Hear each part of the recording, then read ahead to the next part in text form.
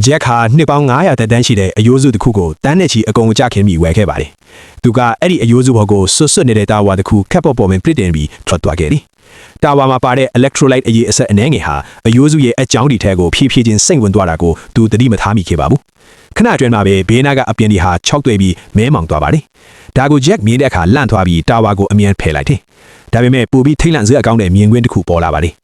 အယိုးစုပေါ်မှာရွှေရောင်အမြင်နှန်းတွေစတင်ပေါက်ထွားလာပြီးတာမန်မျက်စိနဲ့မြင်နိုင်တဲ့အထိအရှိန်အဟုန်နဲ့ပြန့်နှံ့သွားပါတယ်။ဂျက်ဟာတာဝါတဲက electrolyte အရည်တွေကိုထက်ညစ်ပြီးအယိုးစုပေါ်ကိုချပြလိုက်ပါတယ်။အယိုးစုကအရည်တွေကိုပိုဆုပ်ယူလေးလေးရွှေရောင်အမြင်တွေကပိုပြီးစိတ်လာလေးလေးပါပဲ။ဒါတင်မကသေးကိုဥကောင်းခွန်ပေါ်မှာအရည်ပြားတွေပါဖြည်းဖြည်းချင်းဖြစ်တည်လာပါတယ်။ဂျက်ကအဲ့ဒီအရည်ပြားကိုဓာတ်နဲ့လီးဖို့စူးစမ်းချိန်ပါပဲဝှက်ထားတဲ့ရန်တရားတစ်ခုအလုတ်လုတ်သွားပါတယ်။အယိုးစုတွေကနှလုံးသားဟာအနီရောင်အလင်းတွေစတင်တောက်ပါလာတယ်။တင်နေတဲ့သူကိုအသက်ပြန်သွင်းခြင်းနဲ့